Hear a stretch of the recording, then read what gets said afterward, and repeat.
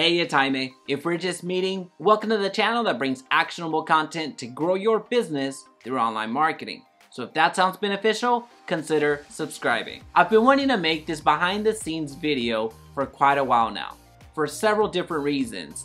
First is because some of you have been asking for it, have been asking, well, how do you record? What's your schedule? You're putting out all of this content. How does that work? Also, I wanted to demystify the video creation process. Now, I understand that I don't have the overly produced and high production value with my videos, but it still requires a good amount of work in order to get this done. So if I can motivate somebody to act and get in front of the camera and create their first video, it's gonna be worth it after seeing this jerry-rigged setup that I have going on. But first, let's talk about the content before we do a small tour. Because at the end of the day, content is king.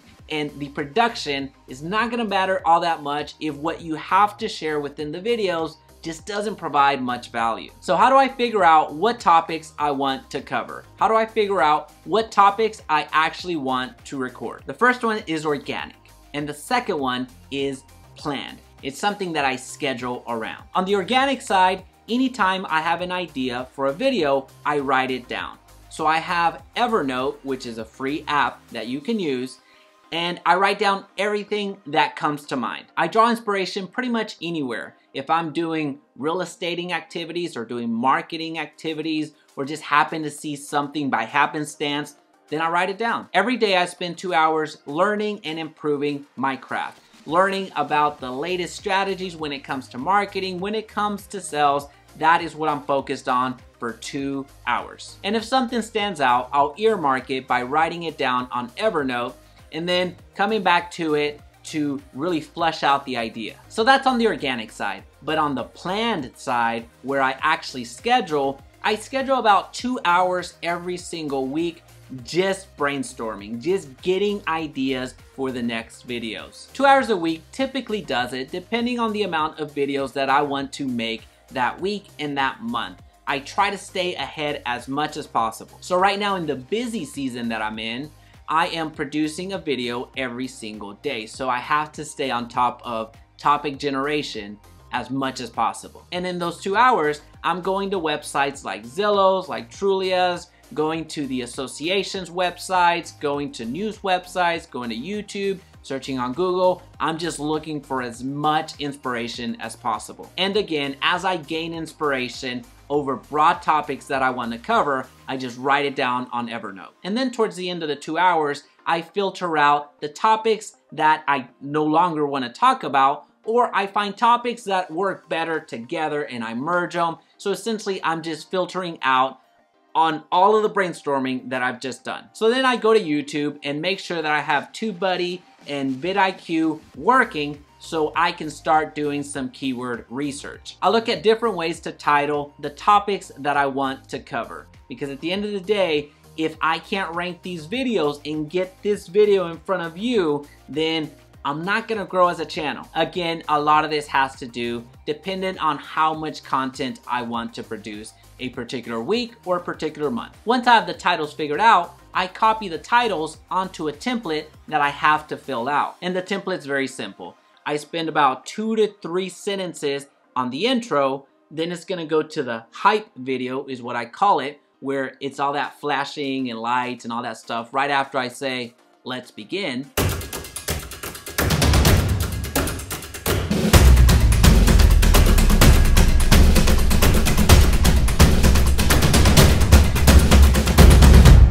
After that, I do the channel intro, which is, hey, it's Jaime, if we're just meeting, welcome, that whole spiel. Then I go into the question of the day, and if there's a lead magnet that I want you to pick up, I'll tease it at the beginning with the whole, make sure to stay to the end, that whole thing, followed by the main content, a summary, and then the call to action, which is either a subscribe or to pick up whatever I am offering that particular video. And I close it off with the last 20 seconds of the end screen where I embed 2 different videos and the subscribe button in the middle. I went down a little rabbit hole, so my apologies, but that's the structure that I follow. That's the template that I have. There's no right or wrong way of doing it, but I do strongly advise that you have a template so there's some sort of consistency in your videos and your viewers know what to expect. So then I spend about 2 to 4 hours rough drafting every single video. So the same template that I just shared, I do that for every single video,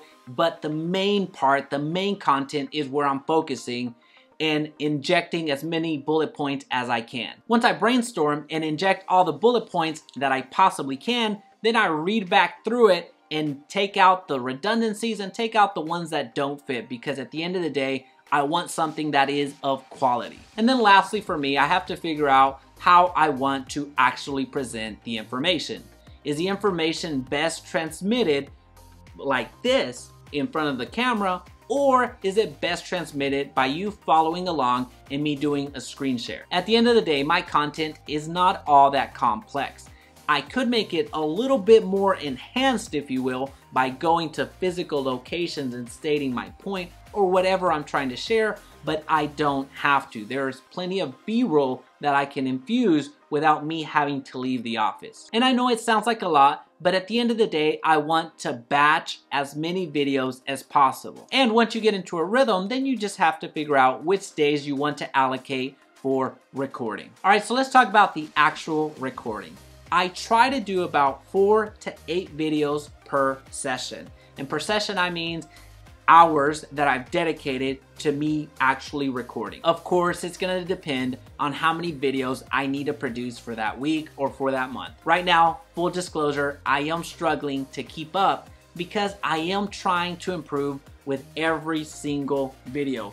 I don't want to just publish garbage. And by batching, I'm better able to control the audio and the video, so I don't have to spend all of this time testing the audio or the video every single time to make one video. And this works in reverse. If I do 4 to 8 videos and I set the audio wrong, as an example, having this, which is a mic, pointing away from me for 4 videos, and then finding out when you are trying to edit, gets very frustrating. And yes, I have done that. And full disclosure, this whole audio and video and editing, that's not my thing. That's not my strength. My strength is in the actual content.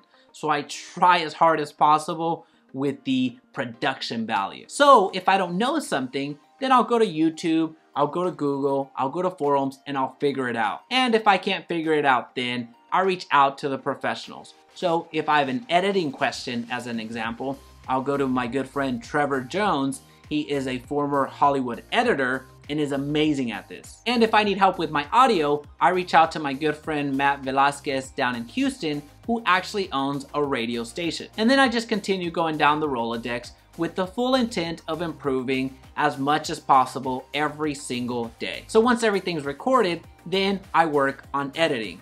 And dependent again on how much video I'm producing, I'll either send it off to a company that I use whenever I'm just snowed under, or I do the editing myself. And editing is a whole nother beast. If you can edit yourself, fantastic, props to you. It's still something that I personally struggle with. In my previous content, I did everything in one take. That was hard. And it wasn't that good, to be honest with you. So if you can do it yourself, great. If not, don't be afraid to invest in yourself and get a company to help you out. Well, this has been a fun video to make, and I hope that you gained something from the process. Again, I'm not perfect, I'm far from it. Even writing things down in preparation for this video was difficult because it made me rethink the way that I actually do my workflow. So thank you. This has been a fun video, and again, I hope that you gained something from it. If you have any questions, please don't hesitate to reach out. Now let's do our tour. Okay, so now for the tour. This is where about 90% of the content goes down. Here you just see a bunch of little toys because that happens, and I still need to hang that up. But I just repurposed that furniture right there so I can hide documents and it doesn't look as cluttered. And then I just record in front of the window. It is amazing light. Unfortunately right now it's raining, so we don't see all of the light. However, that's why we have this ring light. If I'm recording at night, then I just turn that down and turn this on. Whoops, there you go. Turn this on And right now you see that I have mounted the webcam. So when I do the intros, I actually use the camera that I'm recording with right now, which is the Canon something. I don't even know what it is. But for the most part, I'll have the webcam on since I do a lot of the screen share videos, and I'll just plug in the Yeti mic and get the audio from there. Or again, I'll do a lapel mic for the actual camera. And again, it's not much to write home about. However, I did promise to show you this, so I'm keeping my word. So you can see it's nothing fancy. Have a bookshelf, small bookshelf. One, because I don't read, and two, 90% of those books have never been read. And this is again where 90-something% of the content gets recorded. But for my other channel, we'll just go right through here. For my other channel, which is more for buyers and sellers, I record out of here. Because most of the time I have a script or a little bit more focused things to say, so I just record out of here. I just mount the camera right here, or the webcam, whichever one I'm going to be using, which the webcam doesn't really work anymore because I would have to put the computer next to that and then it would be a mess. So the camera is where that goes 99% of the time. And then you have just the background. This is, again, I don't use this all that much, so it's pretty empty. So turn that off and turn this on. And then I record. Hey, thanks for watching. If you found value in this video, please be sure to subscribe so we can talk again soon.